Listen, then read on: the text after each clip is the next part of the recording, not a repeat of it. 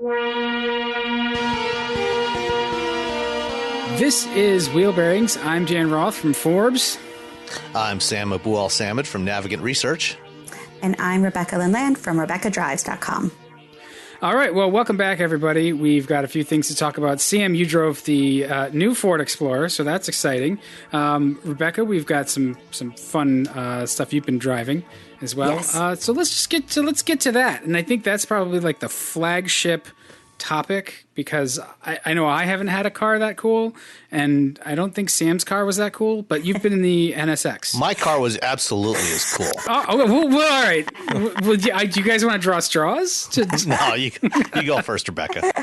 All right. I had, so this week, it was a lot of fun because I had what I consider the two extremes of the automotive world. I had the 2019 Acura NSX at a starting price of the one that I had started at $157,000, and it had two options on it. One was a $10,600 brakes and caliper option, and then the other a carbon fiber, and then the other one was a carbon fiber spoiler that also goes for around $10,000, and this thing was just absolutely fabulous. So I had a car that had $20,000 worth of options on it. And I also had the 2020 Kia Soul that retails for $21,900. I was going to say, yeah, the Kia Soul worth of options. And I had the Soul, and I would say it is just as cool in its own way as the NSX. I really love the Soul, and this is the new one, right? It's been redesigned. It has been redesigned, yes. But let's talk NSX first. Yeah, so this NSX, this is the third time I've had the privilege of driving it. And I do consider it a privilege because it's a really special car. I actually got to drive the original one, the 1996 one, with a manual transmission back in October when Acura was kind enough to bring me to the factory in Ohio. And that was really, really cool as well. The new NSX, built in Ohio, built to specs. They built about 1,400 of them so far. It's just an incredible machine. And what I loved about it was that, I had it on the track in Ohio, definitely made me a better driver. It was just an incredible handling vehicle. It's so wide that it just tracks to the ground and sticks like nothing else. And you can dive into the curves, and it welcomes you in there, and it just makes you a better driver. I think that what was interesting to have one here at home then for a few days was, how was it to just kind of drive around? I was going to say, what do you do in Greenwich with it? Like, you get a lot of looks in Greenwich is what you do. So I guess Greenwich too, like, because it's Greenwich, like, there's Ferraris and other high-end stuff around there on a regular basis. There is, but it did not mean that people didn't make comments. One guy stuck his camera out of his car. Another guy stopped me at a traffic light, and literally every male neighbor that has my phone number or email or some other way to get in touch with me got in touch with me. And of course, the way that where it was parked, my lower driveway, everybody could see it, and it just looked fantastic. And I'll send you guys some pictures so you can post it, because it was gorgeous. It did look good in the picture I saw. So the one you had was red, yes. Which, there's other standout colors. And I actually feel like it blends in a little bit in red, but I don't really think an NSX blends in at all. But it doesn't. It's just it's a really, really dramatic looking vehicle, beautifully done. They managed to make it with this sort of elegant ferocity to it that it's incredible. The exhaust note is fantastic, and it has this really cute thing. They call it the quiet mode. I call it the neighborhood mode, but it's under about like 15 miles an hour, so you don't wake up the neighbors. You can kind of get out, and kind of crawl along until you can really let it explode. But whether it's in Sport or Sport Plus, the exhaust note is fantastic on it. It was just a lot of fun to drive. My am, my next door neighbor actually used to be an SCCA race car driver. And so we went for a drive. I couldn't let him drive, obviously. But, even he said, the way it downshifts, it upshifts, it rumbles. It was just really, really fantastic. And another neighbor who grew up here, he and I went for a spin, and we went all over Greenwich, and he was pointing out where Mary Tyler Moore used to live. He was telling me about bad divorces, houses that were empty. I was getting like the full scoop as we drove around in this thing. But probably one of my most fun activities with the vehicle was sitting in what is called the pickup line at my niece's junior high or middle school, and just surrounded by these really bland vanilla SUVs, and then bland vanilla SUVs for Greenwich. So like a lot of Range Rovers, some G wagons. Yes, exactly. Yeah. It doesn't make them any less bland than vanilla. All right, exactly. Vanilla is actually rather exotic. We drove around after school, and this is a girl who's really never shown a lot of interest in cars, but even she admitted that she had a lot of fun, and the Acura NSX could convert her into a car girl. So I said to her, so tell me a little bit about like what are some cars? Because my sister actually said, her mom actually said that she does point out like, oh, that's a Tesla, that's a Porsche. Like she definitely has that same eye that I do, where every car looks different, and you can see, you can appreciate the differences. So I just said to her, I said, so Avery, what kind of cars do you like? Like, she's going to be driving in 5 years. What are you thinking? And she said, well, actually, she goes, I really like the Kia Soul. I said, do you really? I said, well, that's really funny because I've got one of those as well. So it was really a privilege to drive the NSX. And, for under $180,000, it's a really, really special. It's a special vehicle. Well, see, yeah, and you can get 20 grand off on a 2019 model right now until they're can all you really? gone. Yeah. They've got money on the hood. That's hilarious. But the thing is too, $150,000 under 180, like you said, like that sounds expensive, but it's when you compare the NSX, and this was always the way the NSX was. I mean, certainly the original was not quite as proportionally expensive as this one is, but it was still a bargain. And that's the car that gave us the Ferraris and the Lamborghinis that we have today, because it put everybody on notice. It was right. It was the original NSX was the car that demonstrated that you could build a supercar that could also be an everyday driver, right? That could be reliable and let you see out of it and be comfortable. You didn't have to be tortured to drive a supercar. And today they're all like that because of Acura. Right. Well, it was basically like the 308 or whatever, the 348 or something. But, take a Ferrari of that time and build it like an Accord.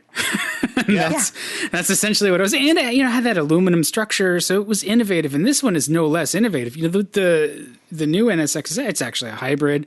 So it's funny you talk about the engine note, but it's got that electric motor sandwiched in there. It does. And it's actually really got three quiet. electric motors. It's got all those electric motors sandwiched in there.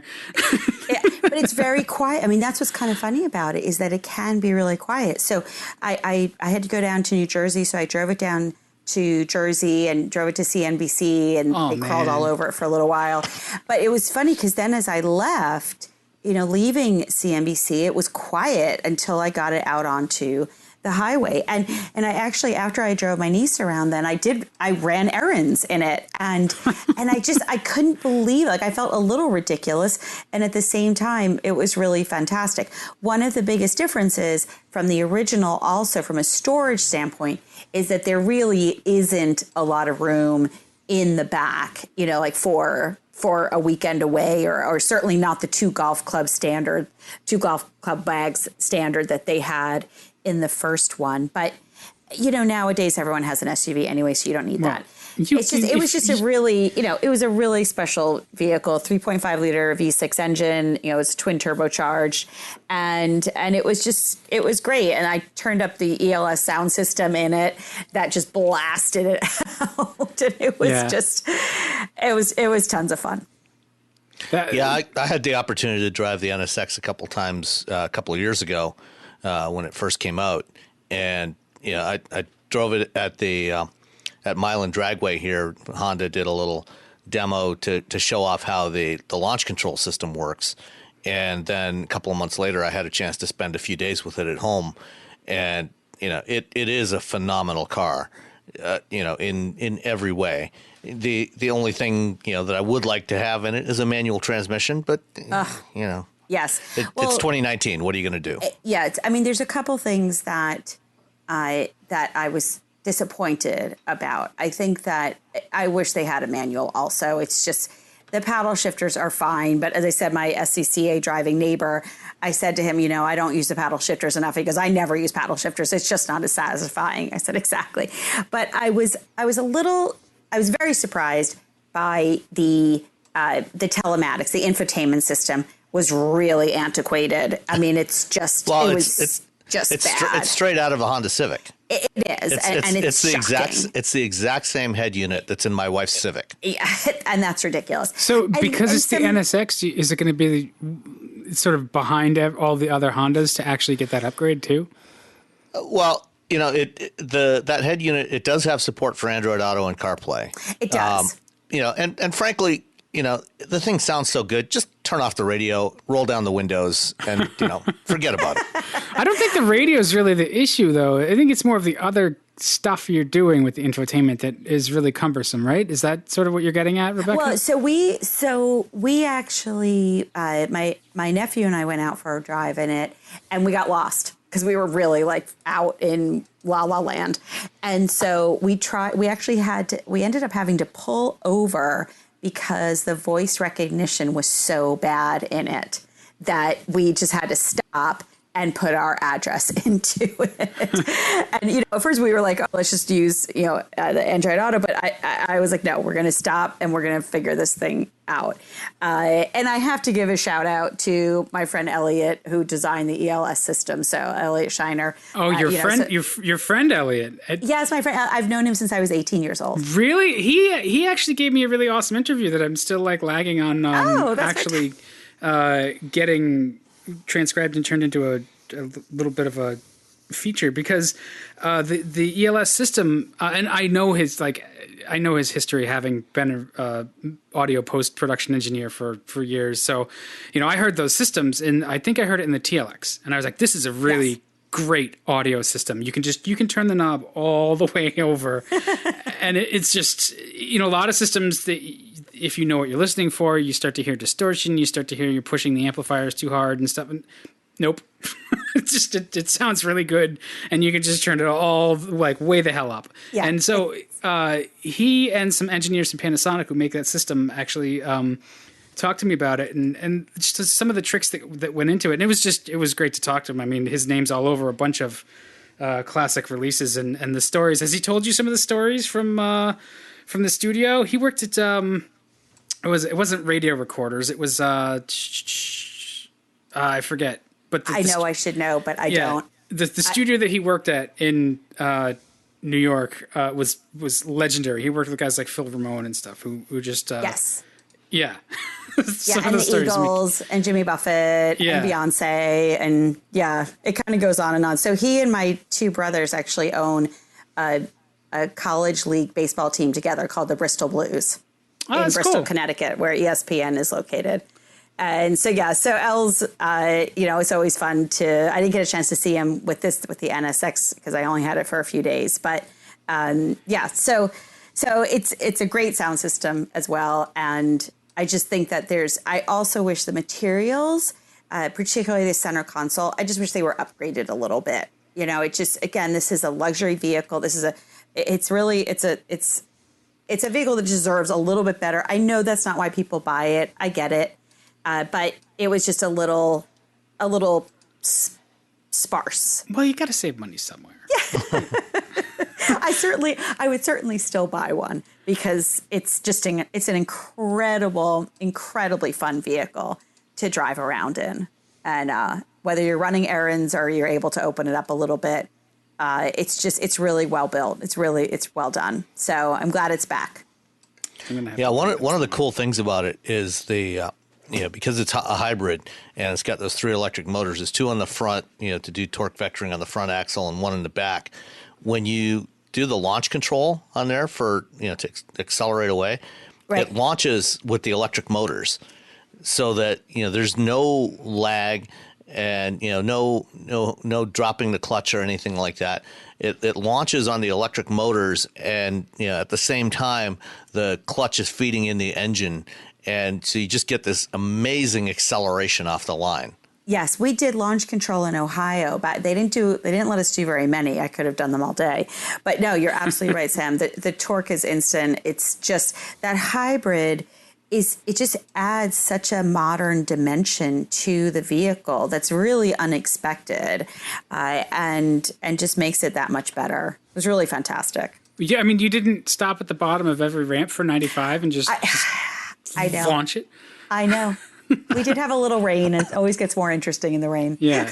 Hell, you got four-wheel drive, though. Yeah. It's interesting that they launch it on the electric motors because I think that's probably a lot more controllable. You can get it right up to the edge. Oh, yeah. Of adhesion because you just plus you have more torque. Right at zero. You have all that torque right at 0 RPM. Yeah. No, I mean, the more I look at the NSX and I read about it, and I haven't driven it, Honda, but it's one of those cars where, like, when we first heard about it, we were like, oh, it's going to be a V10, and then it's like, oh, nope, it's going to be a hybrid. But it's really. It took this car long enough to get here, and you just look at it and you go, I mean, it's just a fantastic jewel of engineering. And it's very much like the Ford GT in that sense, too. Like, how many times have we had a Ford GT revival now? And it's just the same kind of thing. It's that sort of flagship car for the manufacturer, and it really lives up to it. So, yeah, I'm glad that you guys have gotten a chance to drive it. Did you, Rebecca, when you were in Ohio, did you get to tour the factory? Yes, we did. That is pretty cool the way they build those. It's amazing how they build it. It's really, really well done. And if any of our listeners have the opportunity, definitely recommend a factory tour. All right. Well, let's sort of take it down a rung. And since both of you guys had the Kia Soul, I'd love to hear more about that because that is absolutely one of my favorite cars. I recommend it to people. I love driving it. It's just this friendly little box of an Nakano car. The fun thing about the Soul, I mean, there's lots of fun things about the Soul, but back about a decade ago, there were all these box cars coming to market. You had the Nissan Cube, the Scion XB, and the Soul. Both of those sucked. And the Soul was the only one that survived, in part because it was the only one that was actually a decent car. The other two were pretty bad cars. Yeah, I mean, I hated the second generation XB. Like, next time you see Chris Shunk, ask him because I did not shut up about that for like a year. Oh, I know. And the Cube was okay, but it was kind of funky. But the Soul, even the very first Soul I drive that had a 4-speed automatic and was relatively basic, it just had this demeanor about it. It was just, I don't know, there's just something about it. It's managed to hang on to it. It's like this perky, friendly car to the point where I forget where I had to fly, but they were going to give me a Fiesta. And I was like, nope. What else you got? And they were like, well, we have a Soul. I was like, absolutely. I'll take the Soul. I will happily take the Soul. So. Yeah, no, it's like just a fun little cheerleader that like just is always with you. Like, I have to say that, it was so dramatic going from something like the NSX to this, that when I first got in, I'm like, first of all, the steering wheel is enormous compared to, and on the NSX, it was so cool to have the flat steering wheel on the top and the bottom. That really was I loved that steering wheel. But yeah, so I got in it. And so I was calling my sister and she goes, oh, how is it? And I said, well, it's sort of like driving an ice cream truck. Like, all of a sudden I'm sitting up really high. I've got this big steering wheel. I feel like, I'm going to have kids running after me any minute now. But I love it. I absolutely love it. Yeah. And, Kia debuted this new Soul at the LA Auto Show last November. And, this time around, they changed the powertrains in it. There's a new electric version, which I haven't driven yet, which is a 240-mile range. But the base engine in this thing now is the Hyundai Kia 2-liter naturally aspirated 4-cylinder. Yep. It's only 147 horsepower. which doesn't sound like much, but it's actually surprisingly strong in this thing. I mean, the car doesn't weigh that much either. Yeah. And they dropped the conventional automatic for a CVT this time, but even that you can't really tell it's a CVT the way it's calibrated, the way it behaves. And the Soul, this time around, they changed the design a little bit. It's still the same basic shape. I mean, you're still going to recognize it as a Soul, but the front end, they've adopted that kind of trend that we're seeing now on a bunch of different vehicles with the slim horizontal daytime running lamps and then the big headlights down below, kind of like what you've got on the Kona and what we had on the pre-refresh Jeep Cherokee and the Blazer and stuff like that. So it's got a bit of a different look to it, a little more aggressive look, I think, which is kind of cool. It's almost like Land Rover-esque, with the split, as you say, like the very slitted daytime runnings. And it just looks great. The rims that they've used on the tires, they're all very distinctive. It has a lot of personality. And, even I drove it down to Long Island today and coming back, some rush hour traffic, but it was right there with me as I wanted to change the lanes and move over and stuff. And I got to tell you, so the one that I had was the X line. So that's also what I had. So you get the faux SUV trim added on. But I mean, this thing was so loaded for $21,490, and it has almost no options to it. But it has Android Auto, Apple CarPlay. It has blind spot collision warning, rear traffic collision warning, lane change assist. I mean, it had these terrific things. The Android Auto worked really, really well in it, and I just loved it. It doesn't have any kind of the sound system is bad. It just has AM, FM. It doesn't have radio, XM radio in it. There's a couple things, but overall, it was such a great vehicle for $22,000. I was really, really impressed with it, and just tons of fun to drive. Well, yeah, and a lot of those features like the the blind spot monitor, Android Auto, and CarPlay, that stuff is actually standard even on the base model for $17,500. Right. So it's mostly visual upgrades, and a few other functional upgrades that you get in the X line as you go upstream. One of the cool design touches was on the inside on the door panels, right by the vents, where the door handles are. That sort of, it looks like it looks like a quilted metallic trim panel on there. That it's really neat looking. It's something unique that you don't see anywhere else, especially at this price point. Doesn't that illuminate or something? No, okay. not on this one. Yeah, but you know what? They did such a nice job with that because you're right, Sam, those little features. And some people, they try to do it and it just looks like it's overdone. But there's just enough restraint in this design to make it really, really appealing. And I'm going to be sad to see it go. I mean, it's been a great vehicle. I'd love to drive the GT Line Turbo at some point in time. Yeah, that has the more powerful engine. That is a 201 horsepower. I think that'd be a lot of fun to drive as well. Yeah, that 1.6 turbo is a great engine. Yeah. And that's always what the Soul has sort of screamed for. What's really interesting is you guys are talking about the X line, which is sort of dressed up like an SUV, kind of, and then you just talked about the GT line, which has the stripe along the lower rocker, and it looks a little bit more aggressive. It's got a honeycomb kind of grille, and so there's a lot of range among the models. You can just get the normal LX or S, and it's fine, and they all look good, like you said. What I also find interesting about the way they look is you completely ignore the large headlamps.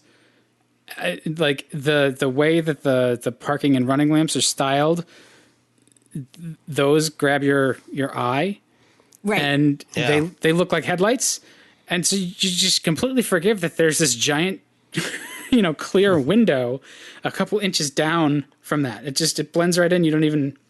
It doesn't shock you like maybe the Cherokee did back in like 2012 or 2013 when we first saw it.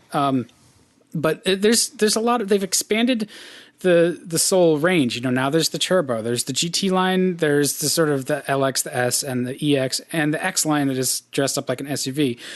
Not a one of them. And the EV. Don't forget. Oh, that's the EV. right. And there's the EV, which has good range, 240 miles of range, like you said. So yeah, and it's a 200 horsepower motor. Yeah, and not a one of them has all-wheel drive because it's not necessary.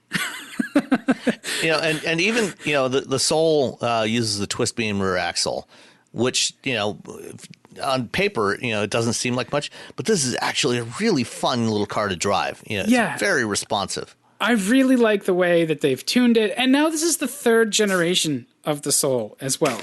So it's really hard when you come out with something that is as distinctive as that original Soul that was I think it was designed after, it was supposed to inspired by a hedgehog or something, the way the greenhouse was all one piece and stuff.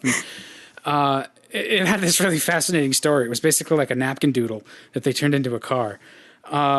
And we've watched Volkswagen struggle with that with the new Beetle, right? We've got this design icon.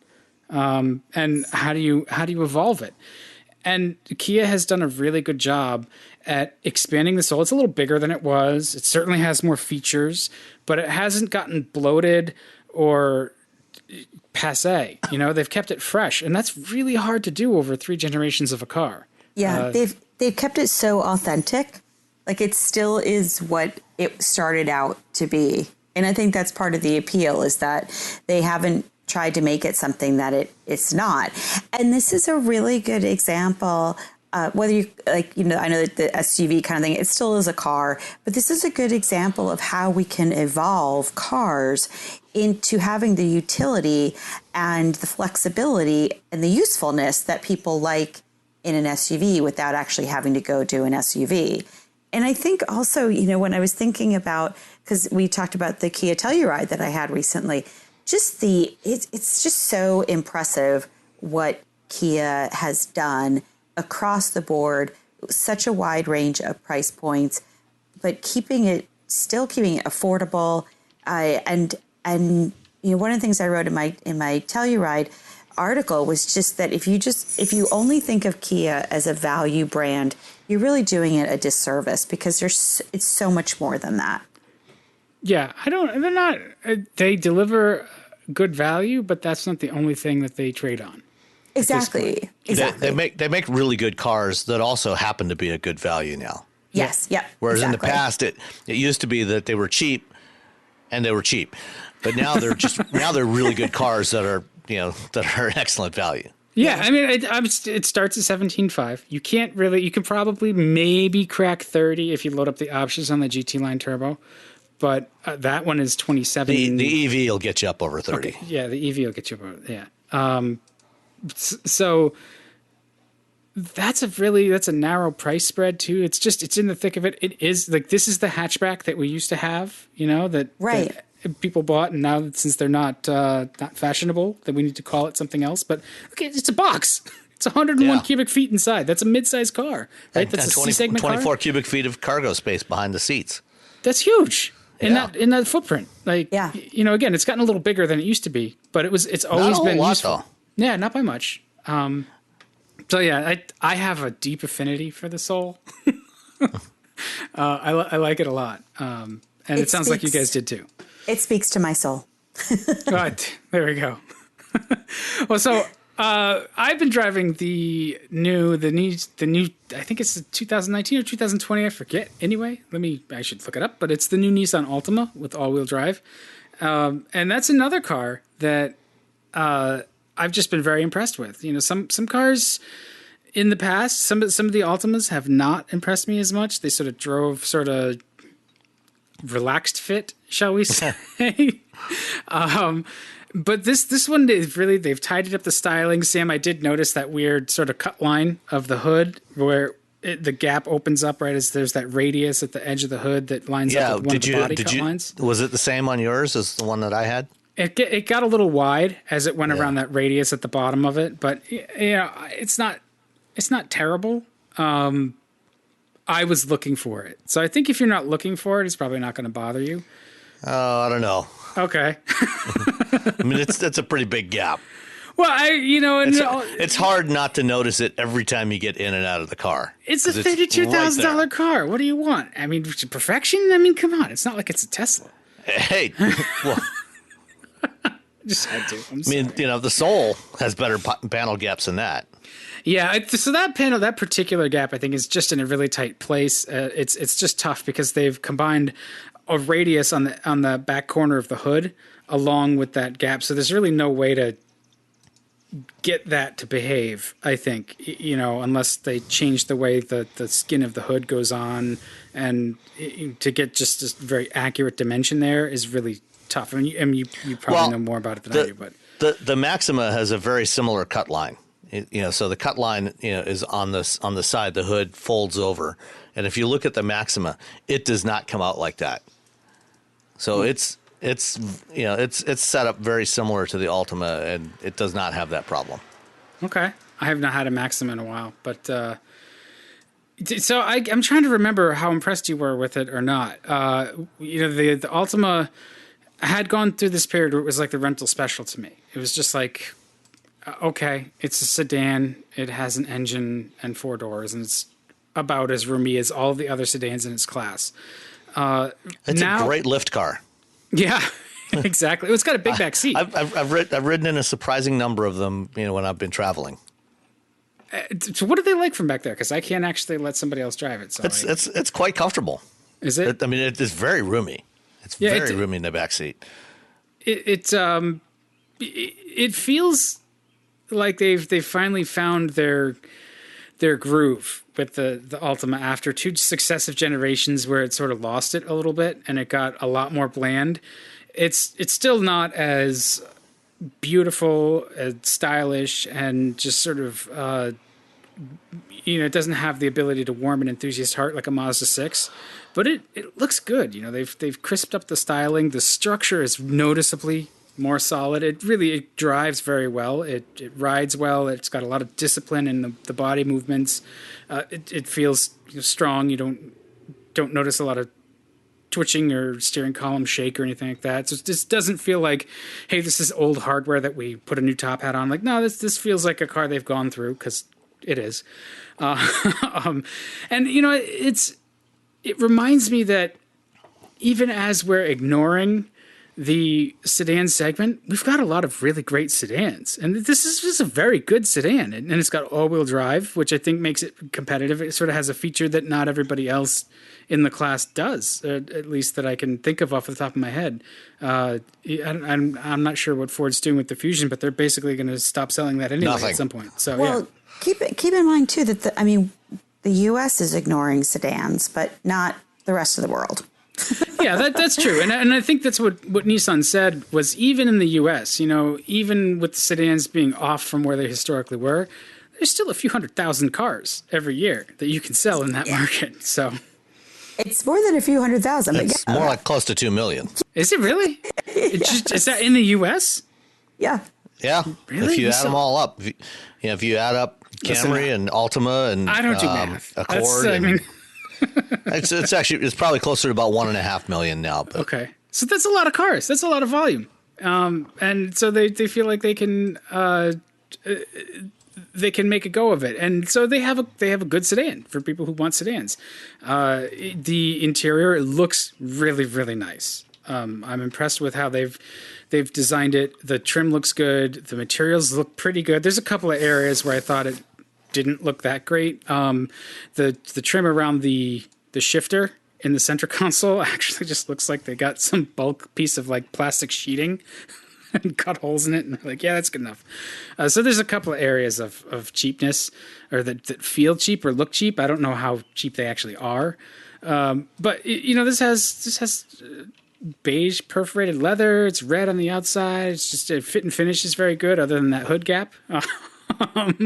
Even the paint is pretty good, which has been an area where I've noticed on Altimas in particular, it hasn't been as good as some of the other competitors, where it almost looked like it was thin or just a lot of orange peel and stuff. And this they've stepped it up with this car to really be a competitive sedan.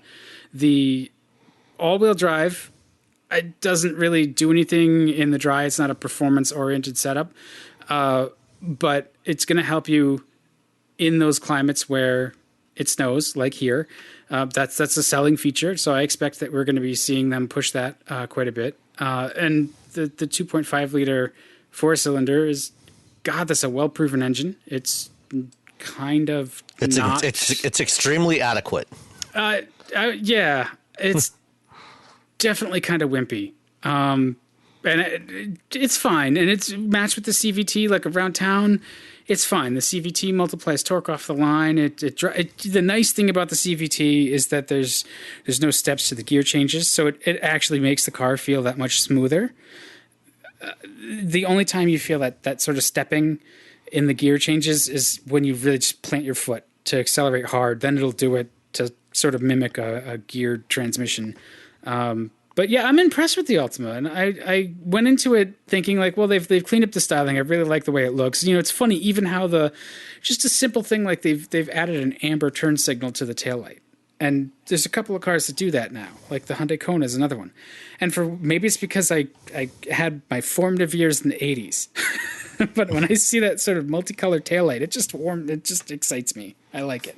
So it's a simple geeky thing like that. But they've done well with the Altima just in time for the bottom to drop out of the sedan market, like I said. So no, there's still a lot of these, I think. It's a pretty decent car. It's getting 32 miles to the gallon, and I have not been driving it gently, and I've put a bunch of miles on it. I put more miles on it than I normally do with a press car, just the amount of running around we've been doing. So, yeah, it's a decent car. Its infotainment kind of sucks, though.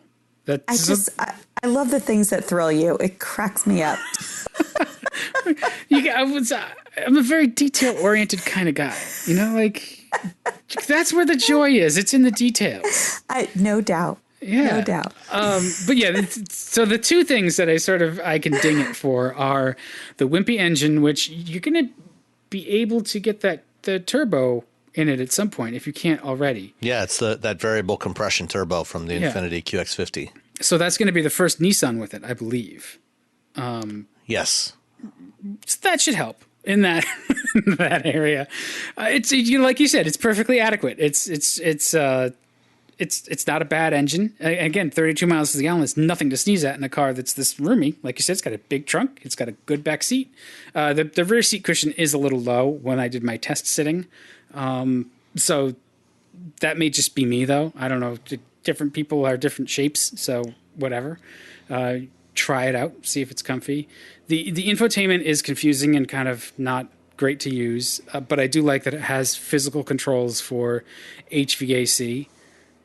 And the sort of like the oddest wrinkle I noticed was even with the AC off, if I have the temp control set to like 65 and it's warmer than that, for whatever, I'm getting AC out of the vents. Whether I have it on or off, it blows AC, and that drives me bonkers because I don't want it, and I couldn't figure out how to shut it off. So it's like the things that thrill me are fascinating. I'm sure the things that annoy me are equally fascinating. No, that is annoying. But yeah, so does that sort of measure up with what I can't remember what your impression of it was? Or yeah, I mean overall it was fine. It was comfortable and drove well. It was just a few minor annoyances like for whatever reason that hood gap just drove me nuts. I don't know why. But for the most part the rest of it was fine. I didn't have any real complaints about it. Yeah, I mean, if we're making those kind of nitpicky arguments, yeah, they've done a pretty good job. So, good for you, Nissan.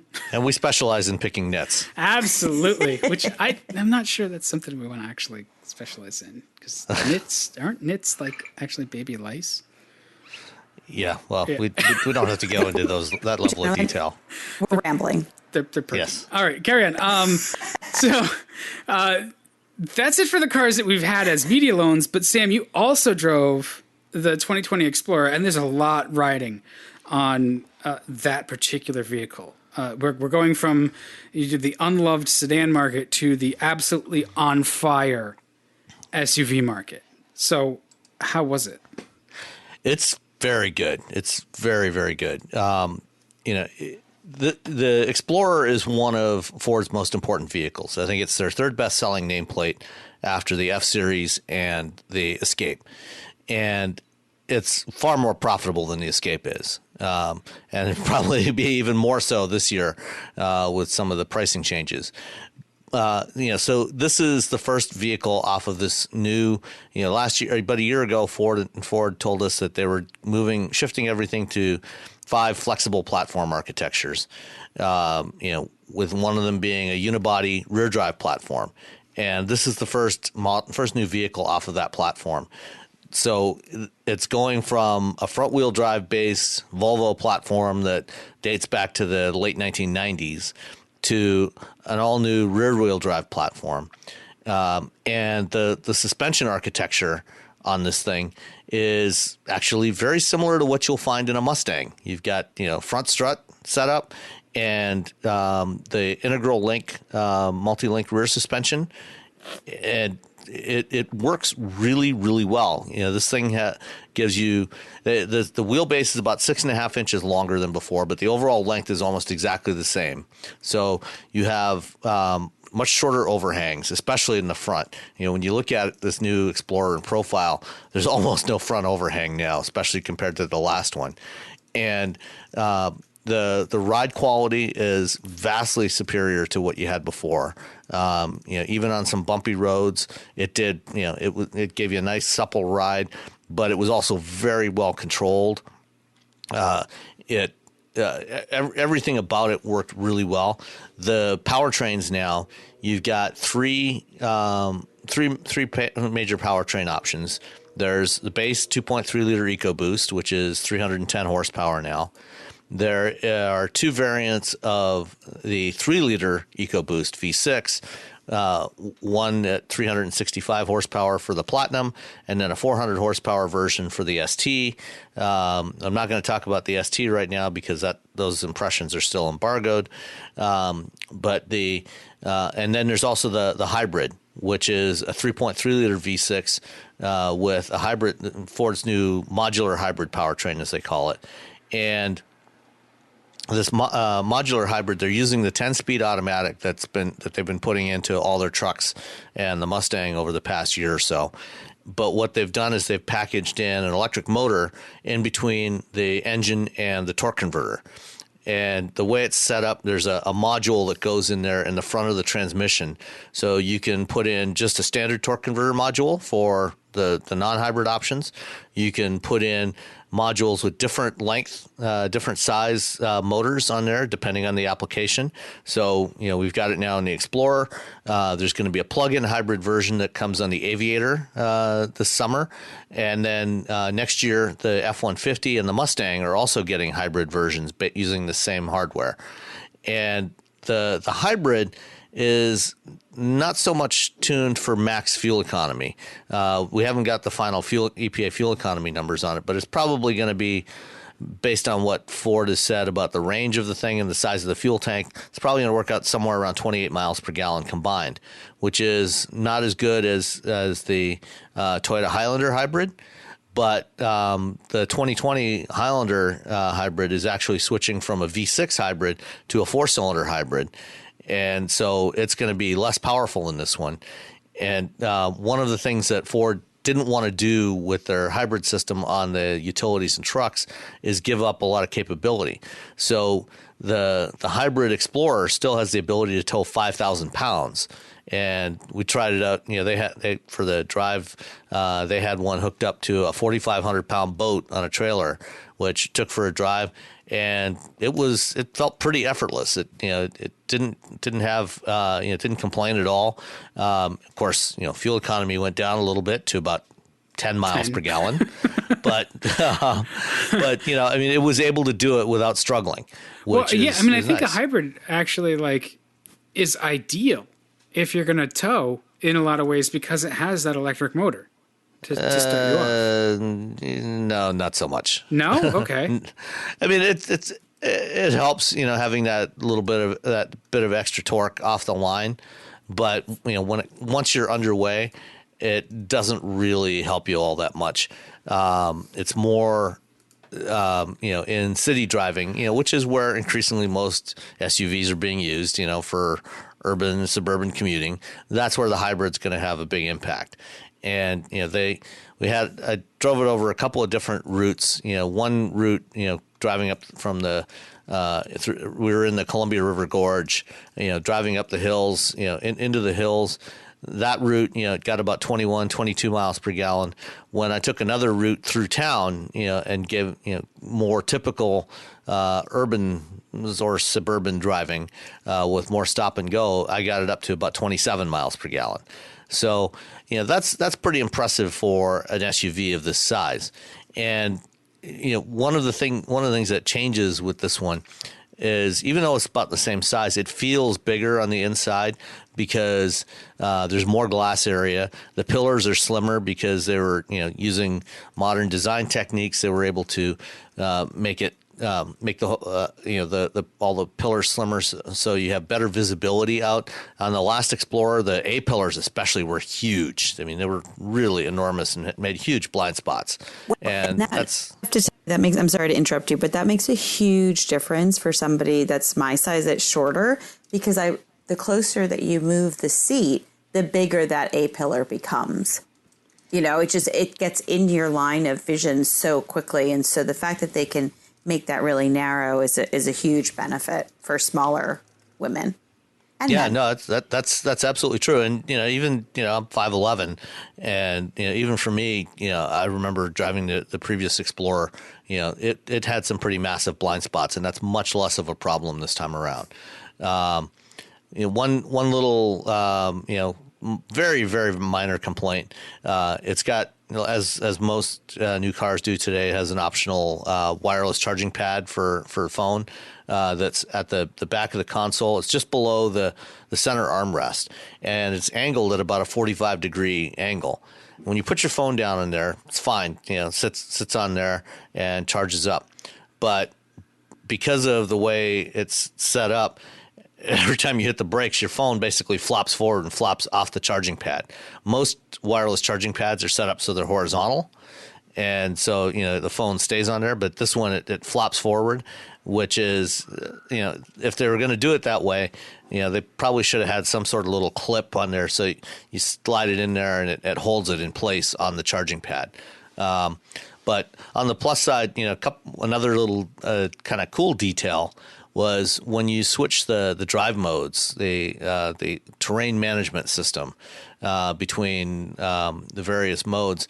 In the instrument cluster, the digital instrument cluster, it actually changes the graphic. When you have adaptive cruise control turned on, you know how when you're in range behind another car, it'll show you an image of a car. Usually, most manufacturers either have a very generic graphic or they put a graphic of the same kind of car you're driving. So if you're driving an Altima, you'll see a graphic that looks kind of like an Altima. On this one, when you put it into trail mode for off-road, the graphic shows up as the back end of a Raptor. When you put it into sport mode, it shows up as a Mustang GT. And when you put it in normal eco mode, it shows up as a Fusion. You see, that's cute, but why didn't they just make it look like a Explorer at all times? Oh, I don't know. I thought it was a cute touch. No, I like it. I think it's amusing. Easily amused. Overall, this thing drives really well, which, given the way it's set up, I would expect. And I'm really looking forward to trying out the Aviator Grand Touring, which is the plug-in hybrid version this summer, because that one's going to have way more power and torque than this one. It's 450 horsepower and 600 foot-pounds of torque. But this is a very impressive vehicle, and I think it's a pretty substantial improvement over the old one. Even though it does bear a very strong resemblance to the old one, it's really, from a design standpoint, it's really more of an evolutionary design. But I think they did a good job on it. Well, the styling wasn't ever really the issue with the outgoing Explorer. I love that they've lengthened the wheelbase so much because the proportions get really cleaned up on the new one. But it has that familiarity. It looks good, and even the old Explorer looked kind of like a Range Rover if you squinted at it. I remember when they both came out. Depending on the trim level, which type of grille it had on it. Yeah, it did have kind of that Range Rover look to it. This new one, is a little bit less like that, which I think, it's a little more distinctly Ford rather than Range Rover. It does look very Ford, which is in a good thing, in a good way, like a classically sort of Ford design. That's tough to do over the decades too. Just do something new that looks like it belongs in the family. And I'm really eager to try it out because the outgoing Explorer, it's been with us for so long, and it was already and the based on platform it was on was already old. It's kind of like the Challenger and Charger. It's an old vehicle that's on an even older platform. But does it continue to sell though? Otherwise, they wouldn't have kept it around, right? I mean, it's been selling better than ever. What the hell, people? So this one should do just fine. Especially they'll have more capacity now since they're dropping the Taurus. They're still building it in the Chicago assembly plant. The one issue, the one thing that might be a real concern though is pricing. The old Explorer, there was a base model that started at about $32,000. The new one starts at the XLT trim level at about almost $37,000. I think it's at when the 36,675. Yeah, with destination, it's actually 37,700.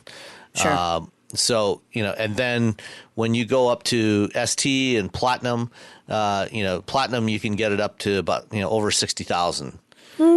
Which is a lot of money for an Explorer. Even the hybrid, which you can get as either rear-wheel drive or four-wheel drive. The hybrid starts on the Limited. You can get it on the Limited or on the Platinum. And on the Limited, it's the Limited hybrid rear-wheel drive starts at like $53,000. So it's not inexpensive. Yeah, but even back in the day, in the 90s, the Eddie Bauer Explorer sold like a gazillion, and they were not cheap. They were the expensive version of the Explorer, and they were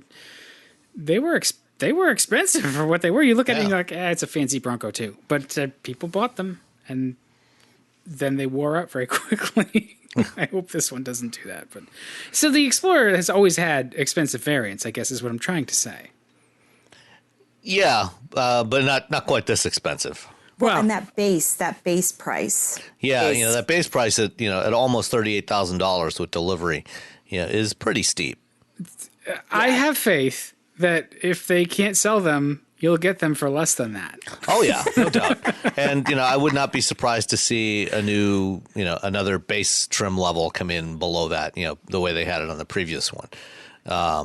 But the XLT and the Limited are expected to be the two, the comprise the bulk of the sales of this thing, with ST and Platinum, being relatively lower volume. Yeah, I don't think that's a bad idea anyway. It's just to launch with those two trims because those. Yeah. I think Ford's quite right. I mean, they certainly know more than we do about it anyway. But they have all the metrics. But XLT and Limited seem like where people are going to buy. Generally, they're not going to buy the XL, right? And the Limited is going. And to there is no XL on this one, right? And I'm just what I'm thinking of, like F series trim levels is sort of what they correlate to, right? So. The XL is like fleet only for an F series for the most part, or like cheapskates. It's mostly the commercial buyers. Yeah, or if you just need the sort of basics and you don't need the fancy stuff. The XLT is a little nicer, it probably still has like cloth seats, but it's dressed up a little bit. It's got a few more features, and it's granted there's a lot of stuff in the XLT, even the base XLT. I bet. You've got things like the Copilot 360, ADAS stuff, power lift gate, the 8-inch touchscreen, 18-inch wheels. All that stuff is standard equipment, even on the XLT. So you're getting a lot. It's just if you need something that's a little more affordable, this probably isn't the vehicle for you. Well, and interestingly, I was thinking back to the Kia Telluride. So that starts at $32,000, but there's a really nicely equipped. The EX is $37,090. So it's just over $37,000. This is one of the conversations a bunch of us were having last week, was comparing this to the pricing of the Telluride and the Hyundai Palisade, which are going to be in the same size class, right? And they're available at a considerably lower price point. Yeah. So I'm actually driving the Palisade this coming, I leave for that tomorrow morning or Tuesday. So this week I'll be driving that. Yeah. Well, you'll have to report back next Yes. week, and So let I will us report know. back next week. But yeah, that pricing is, the pricing can definitely will quickly price people out. There's a lot of competition in that space. So Sam, how was the access to the third row? It was actually pretty good. It was surprisingly good. The second row seats, fold and slide forward, and I climbed into the back into the third row, and while you're sitting fairly low, kind of a knees up position, I had sufficient sufficient leg room back there to sit comfortably. Okay. And then how was the stop start It was not really noticeable at all. That's great. On this rear wheel drive setup, it's far less obtrusive than it typically has been on a lot of front wheel drive stuff. I drove the base 2.3 liter version, the hybrid, and the ST, and in any of them, you don't really notice the stop start at all, and especially on the hybrid. One of the things a couple of months ago, I did a story on the NVH efforts that Ford put into the new Explorer, and that's another thing about this one. It is really, really quiet. It's a very a very serene place to spend time. It's almost Lincoln-like, which is good because you really don't notice the transitions at all in the hybrid between running in electric mode and running with the engine on. It all just kind of flows together. That's lovely. I'm looking. I hope I get a chance to drive it as well. That'd be cool. We're all going to get a chance to drive it. I mean, it has to win for Ford in some ways. There's a lot riding on it, and they've the difference between the refinement that you feel going from a front drive transverse architecture to the longitudinal rear drive with a frame, I think that does two things for the Explorer. A, it sort of cleans up that NVH quite a bit. That was one of my criteria. Well, this is a unibody. It's not a body on frame. Oh, I thought it had a frame. Okay. No. So, I mean, all unibodies have some framework down there, but it's not a separate frame. Okay, so it's just like subframes, basically. Yeah. Yeah. Okay, so the longitudinal powertrain, to me, like, I feel like you don't feel the driveline lash, which in a front-wheel drive car with a transverse engine, you feel that a lot more. You can feel the lash where the engine, rolls on its mounts and it's rolling, front to back. So sometimes that's discernible. It certainly was in our old Volvos. And so I was like, nope, when we're shopping, we're going to get a longitudinal engine that drives the rear wheels and it makes a difference. It really, it does significantly improve refinement. Yeah. So I didn't realize it doesn't have a frame, but, I think even just rear wheel drive probably helps you out with that towing capacity too. It absolutely does. So those are two big things. Those are the way people use their SUVs. With the hybrid, you get 5,000 pounds. With the 2.3 EcoBoost, the base engine, you get 5,300 pounds, and with either of the twin turbo V6s, you get 5,600 pound capacity. Wait, with the 4-cylinder EcoBoost, you get 5,300 pounds. Yeah, that's good. Now, that's not going to compete with a Grand Cherokee with a V8. Which can tow, 7,800 pounds. Yeah, 7,800, yeah. But, for most people, 5,000 pounds is plenty. Well, it competes with the V6 Grand Cherokee, which tows 5,000. Yeah. And it's going to suck fuel doing it. Yeah. Where I think the 4 may actually feel a little more confident, the Turbo 4. Because of the way it delivers torque. So that's impressive. That's a small engine for that kind of capacity. Yep. All right. What's next? All right. We saw there was the Hummer. I saw this today, and I was like, do you remember back in? I'm sure you remember back in 2006 or 2007.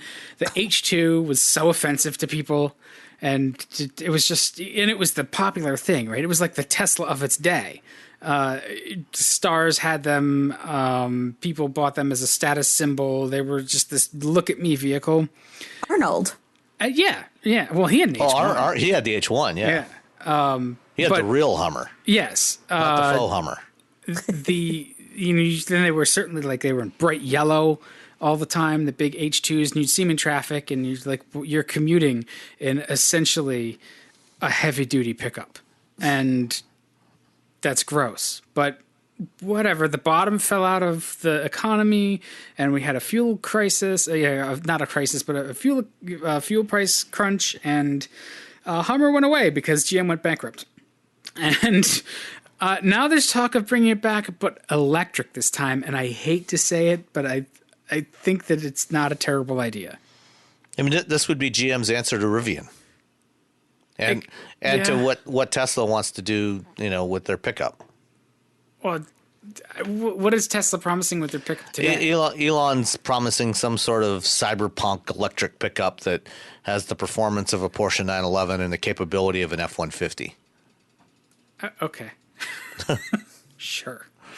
I don't know. Like, I'm not as offended I was never as offended by the H2 as I think a lot of people were. I think it's actually a really well done not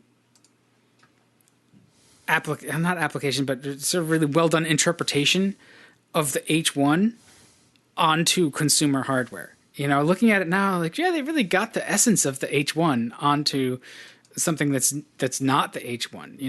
It is. I think it was basically like a mix of Tahoe and heavy duty range pickup pieces that went under it.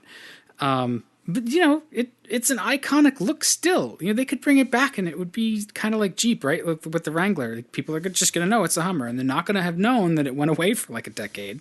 It's not offensive. They could pull it off, I think. I'm thinking about people that are coming into the marketplace, and I guess it would depend upon the volumes that they were looking at as well. But this isn't necessarily a brand that resonates with across the board. I mean, I guess it would all depend upon the volumes that they're planning on. Yeah, but you don't necessarily need something that resonates across the board. But I guess it's... You want to get a certain enthusiast audience for it. Right. It's very polarizing, yeah. I think it's a brand that that people either love it or they hate it. And that's hard. That's part of the fun. Yeah, well, and I think one of the things that Hummer to this day has in its favor is that it's instantly recognizable. It's such a bold statement of a brand that it wears its brand on its sleeve. It doesn't look like anything else. That they can put it out there, and people are going to know what it is. It's going to be whether or not they connect with it right away. They're going to form an opinion of it. The same as people have opinions of Tesla. Like you're saying, your niece points out Teslas.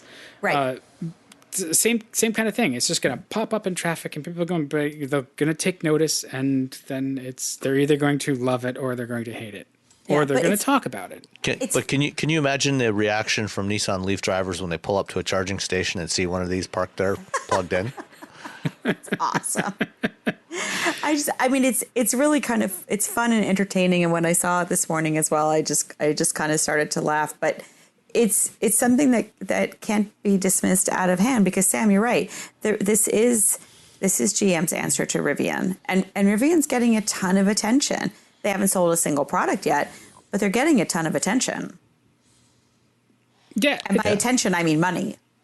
Well, yeah, they're getting investment, but that's the thing that's the difference between GM's challenge with automaking, where they can't bleed red for too long, versus a startup where like your whole point is to bleed red until you get bought, and then you're trying to 10x your investment. So those are slightly different challenges.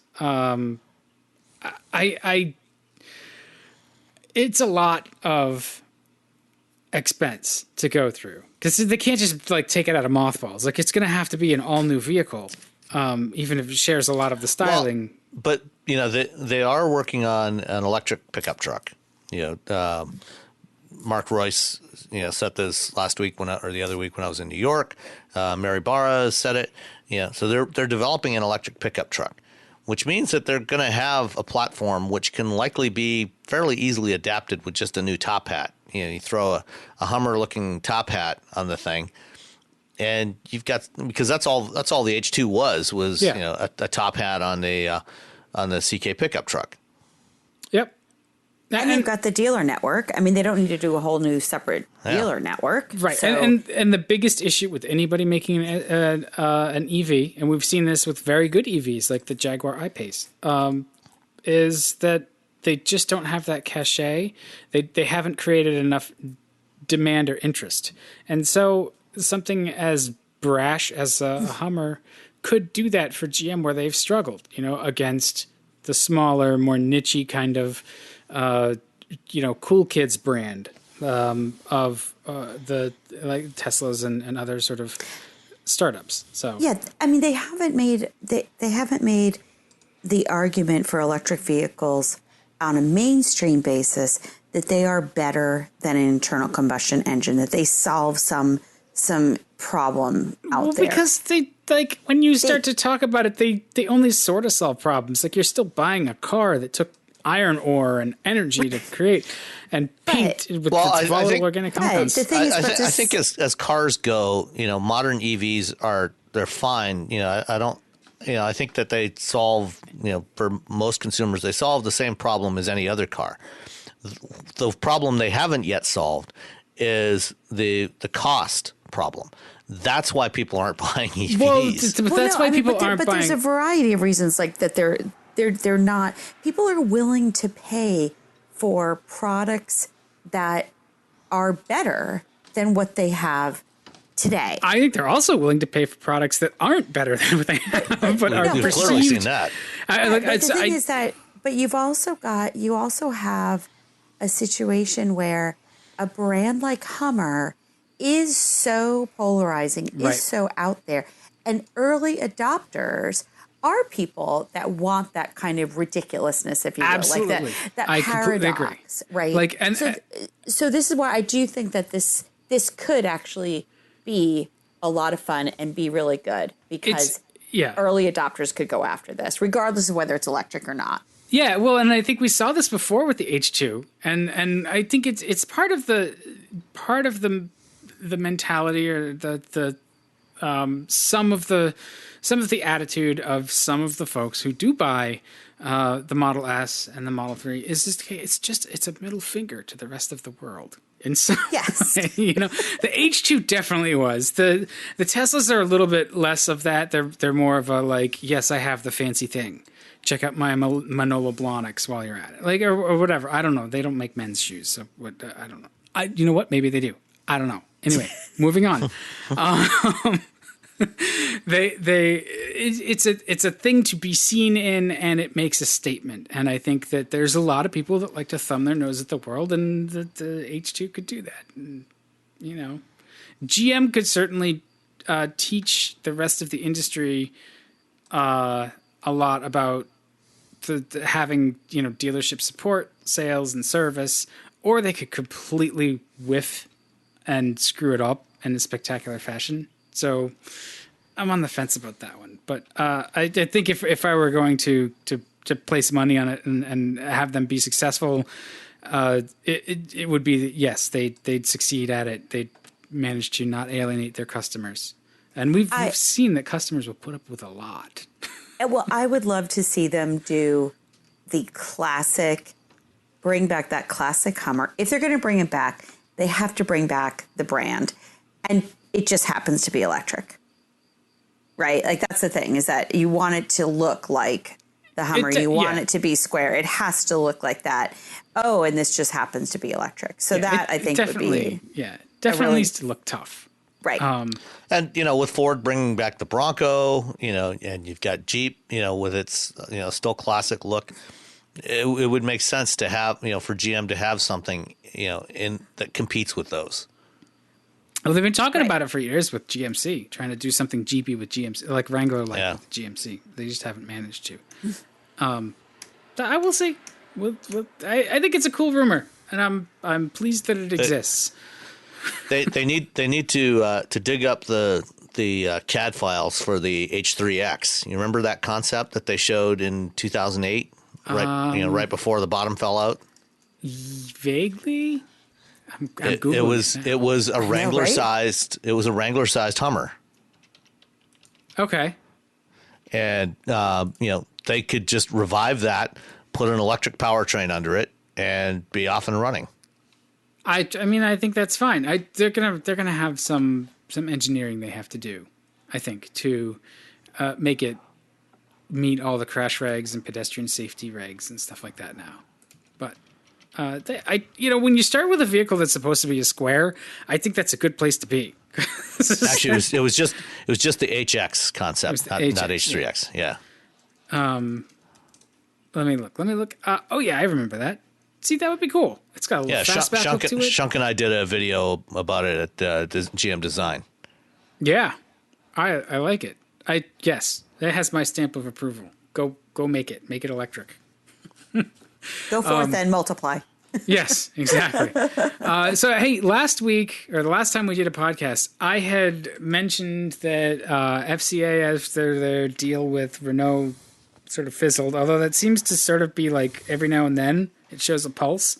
There's sort of more drips and drabs of news about that. But, or is that just a dead cat bounce? It might be a dead cat bounce. Hey, nothing about dead cats. They can be delicious if they're prepared properly. Tarragon. All right.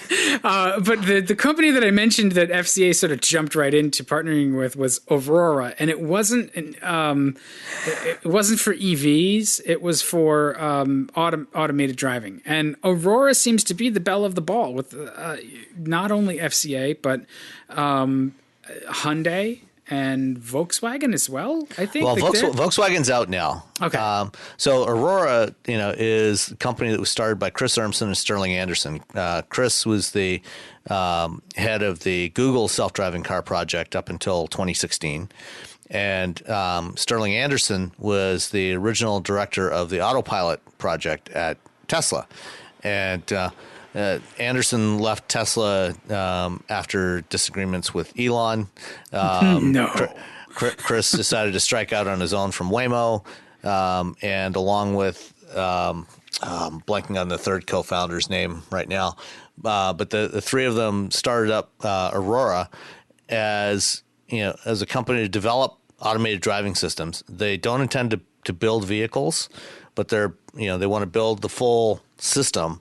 And work with manufacturers to integrate it on their vehicles. So back at CES 2018, they announced that they were working with Volkswagen and with Hyundai on programs to develop Aurora's system on those vehicles. And Volkswagen has now ended their relationship with Aurora, which is believed to be in part because of their apparently potentially pending hookup with Ford and Argo for autonomous vehicles.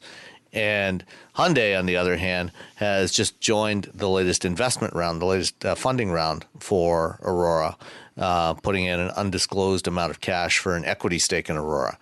And then FCA has signed on, as one of the companies just working with Aurora, as a customer, essentially.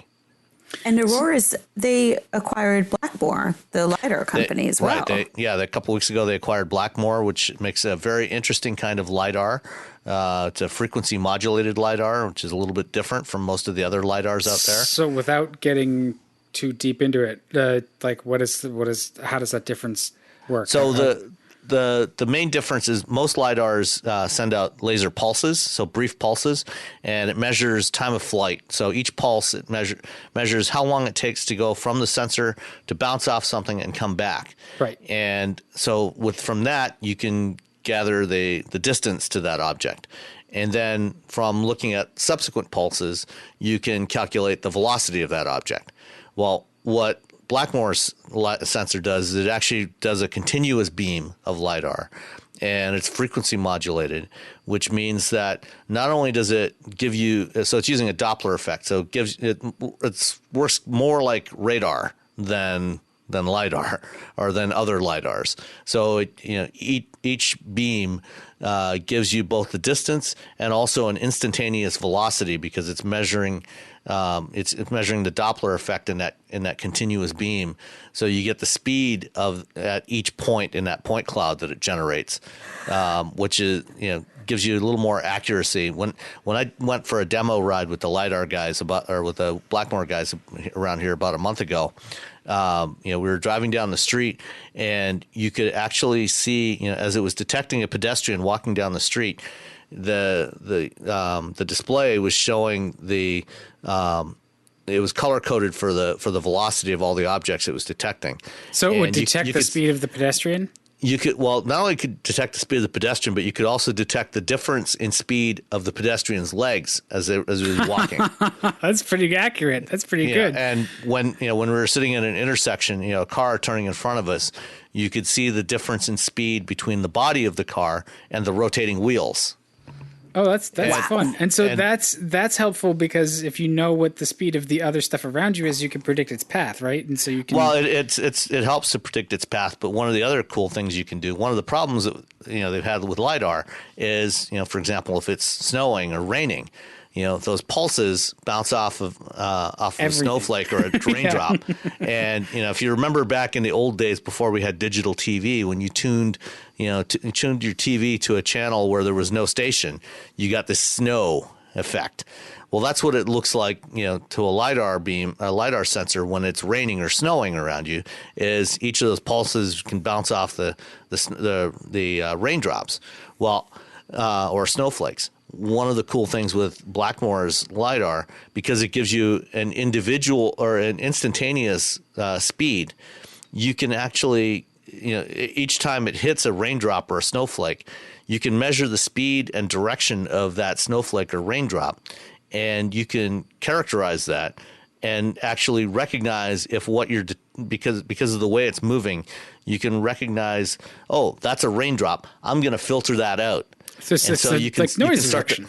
Yes, it's like a really fancy noise reduction, so you can see through the rain or snow. That's impressive. That's crazy.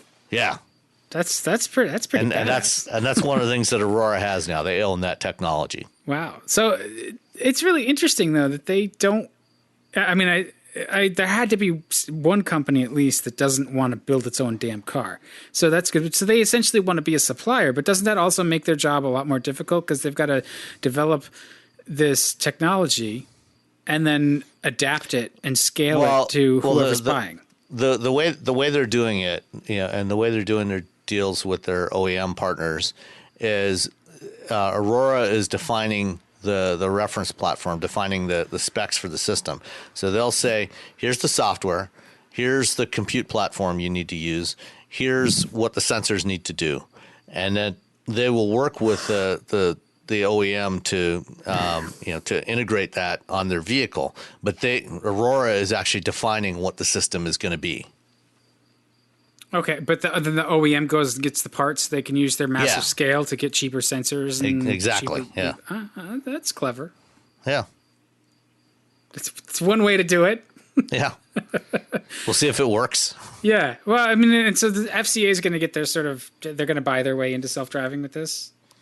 Yeah, and I think in the long term, that's probably what most automakers are going to do, is buy their way in rather than developing their own, because it's so expensive to develop this technology, and it takes so many resources to do it that it's not really worth it for most companies to develop their own. I mean, I've said this in other places. When I started working on ABS systems in 1990, when I graduated, there were like 15 companies making ABS systems, including a couple of car makers building their own. Today, there's 5, that are doing it. 5 suppliers that supply the entire industry. And, 10, 15 years from now for autonomous driving, it's going to be the same thing. There's probably going to be 5 or 6 companies that supply the automated driving systems to everybody. Yeah, well, that makes sense. That's how it goes. Yep. All right. Last thing, I saw this and it was just sort of like from the common sense file. Mazda has committed to ditching touchscreens from their cars. And the stuff they talk about, like I said, in the there was a piece by Motor Authority that I was reading, and the quotes from the Mazda guys were just hilarious because I've noticed the same thing. Like when it takes a ton of attention to use a touchscreen, and when you actually go to use it, you're looking and you're applying a bit of torque to the steering wheel because you turn your body and you're using your right hand to touch the screen. So you're holding the wheel with one hand, and as you turn, you can imperceptibly turn the steering wheel. And so you've now set the car on a course to crash into stuff. And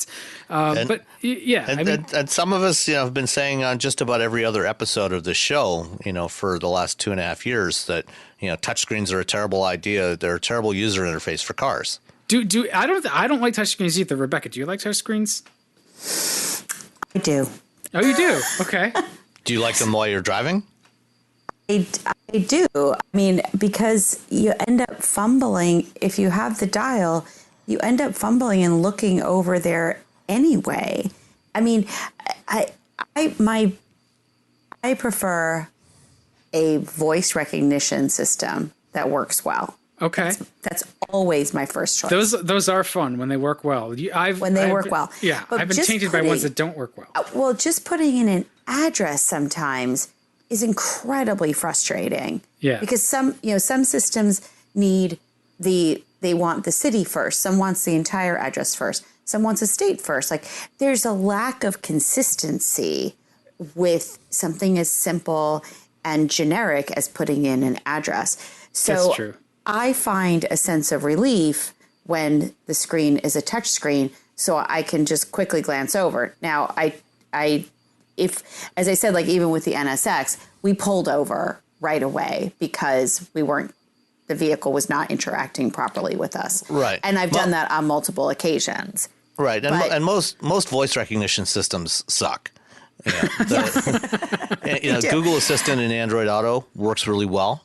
And you can do that. You can enter, an address pretty much any way you want, and Google will generally figure out where it is you want to go and pull that up. If you have an LTE or a Wi-Fi connection, though, right? Like if you don't. No, I mean it'll work on 3G.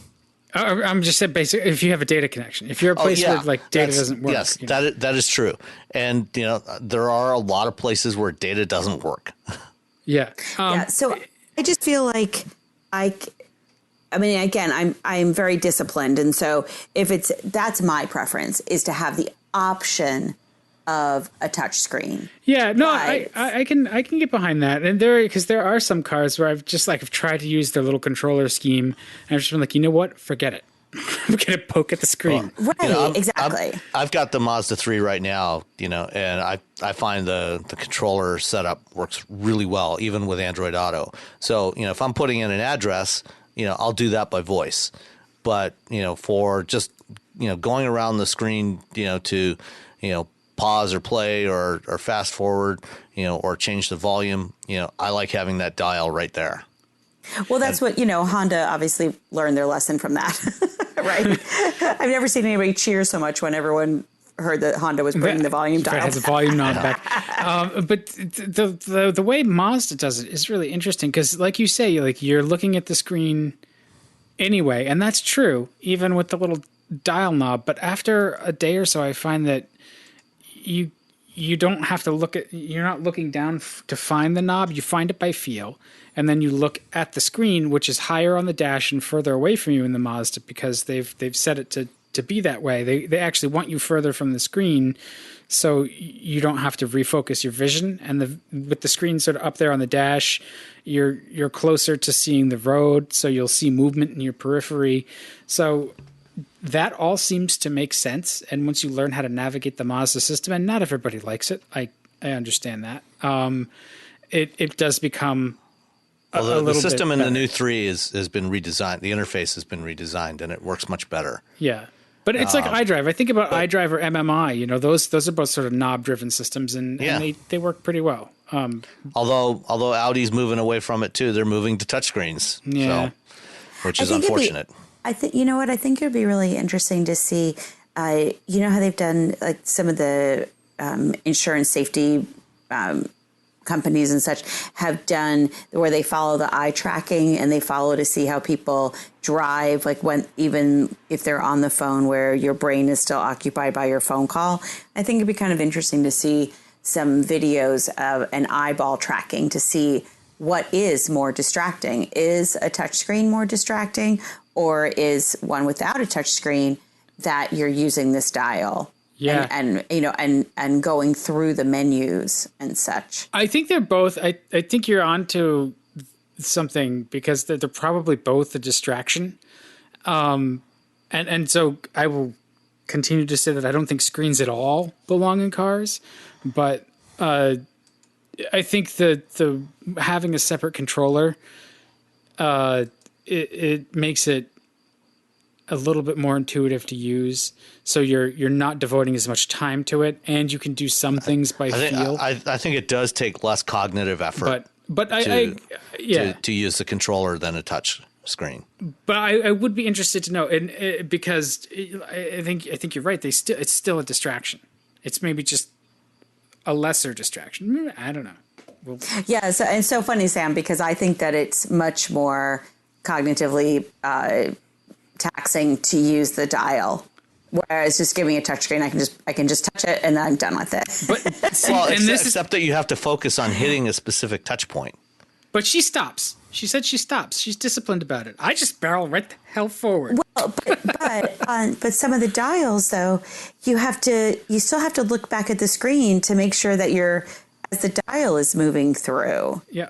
That's menu. True. Yeah. You've got to make sure that glancing at the screen versus and just twisting the knob, it's actually touching the screen. That it's not the looking at the screen, but it's actually focusing on trying to hit those touch targets with your finger as you're driving, and your arm is cantilevered out and tends to bounce around a little bit as you're going down the road. The effort that it takes to actually hit a touch target on the screen with your finger versus the effort to just twist the knob and push, it's I find it to be a much more precise control mechanism that is also that requires less effort on my part to do. I think that we need to have a touch knob off event. But I think we need to rename it before it's the idea. It's the seed of an idea. It's okay. We'll get the marketing people on it. But no, I do think you're right. I do think they're all distractions, and that's why I don't think they belong in the car. And people have preferences in the way that they put information into systems. So I don't like talking to machines, but I agree with Rebecca that's probably, if the system is good, that's probably the way to keep your eyes on the road and get the system to do what you want more than any other way. It just doesn't work as well in a lot of cases. So right. The sort of next best or least worst is possibly the higher screen with the control knob, and then you go from there to the Acura or Lexus systems where now they have the sort of touchpads. Those are okay. Lexus used to have the little mouse. The Acura is much better than the Lexus. Okay. I haven't spent that much time with the Acura. I think I only had it in one car. And it takes a little getting used to. Well, and even the Acura, in the RDX in particular, I remember really struggling with that system and having a hard time with it. They tried to explain it to me. They were like, and I remember it's like it's not like a mouse, like a touchpad on your laptop. It's like it's a representation of the screen, and it took me a little while to figure it out. But I still don't understand BMW's gesture things, because all my gestures are inappropriate towards that thing. I thought I was going to hate that, and then I really like it because it's funny. You think, well, that's like you're going to twirl your finger and it's going to turn the audio up and down, and you think, well, you could just reach out and turn the knob. You could, that's true, but it seems more seamless when you just twirl your finger around and it does the thing. Like for whatever reason, I like some of that. I don't like the multi swipes. Like I turn a lot of that off, so I'm not doing like 3-finger swipes and stuff on my laptops. But in that instance, I think BMW is trying with gesture controls. I think it's another interesting way to get information into the system, because that's, they've got the handwriting recognition too. Like there's more than one way to put stuff into the system, and even the ones that can take a partial address, because there are some that you can't use the nav unless you have the whole address. And sometimes I just want to know how to drive to a particular town. I don't need a street. I don't need any of that. I just tell me how to get to the town, and I'll figure it out from there. Yes. Well, with the BMW gesturing, all I end up actually doing is the scene from When Harry Met Sally, where he says, "What are you saying, that they fake orgasm?" And he goes through the whole motion. and I just end up doing that and getting really frustrated with it. Well, yeah, I think you need a certain level of dexterity in the BMW too. All right. We should just leave it there. You're welcome. Yeah, so I'm glad that Mazda is sort of just doubling down on its commitment to driving. Driving matters is what they say, right? That's right. That's what my license plate frame says. So I think that's they're putting their infotainment system where their mouth is, and that's great. So hopefully they refine the system so that Rebecca likes it. At some point. I'll let you know. Yeah. I mean, it could be worse. It could just be an AM radio, right? Or one of those like in-car phonographs that skips. Or FM only, like BMW has, where they don't even offer AM. BMW Really? they don't put AM in their cars? Yeah, I know Tesla doesn't, because of interference problems between the electrical system and the and AM radios. No, BMW doesn't have AM in their vehicles. Doesn't matter anymore. who listens to AM radio. No. For both of those brands, I bet a good half of the buyers listen to crazy AM talk radio with the commercials about buying gold and whatever else. Like I guarantee you, especially Teslas. Well, I know Tesla's gotten a lot of complaints about the fact that there's no AM radio in their cars. Yeah, but you can stream it. You just use like TuneIn, right? Yeah. You can stream AM, but it doesn't sound the same. AM has to be AM, and it has to. You have I mean, it has to sound broadcast.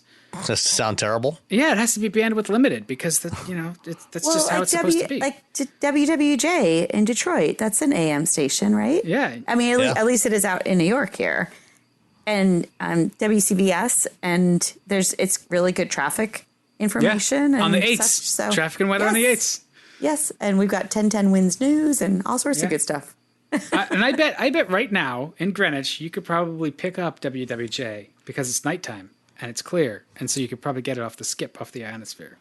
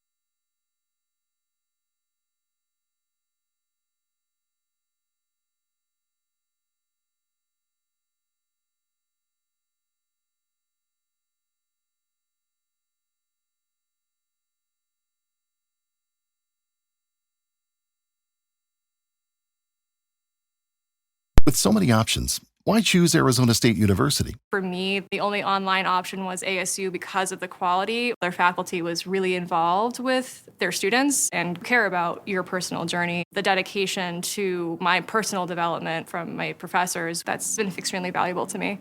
Earn your degree from the nation's most innovative university. Online. That's a degree better. Explore more than 300 undergraduate, graduate, and certificate programs at asuonline.asu.edu.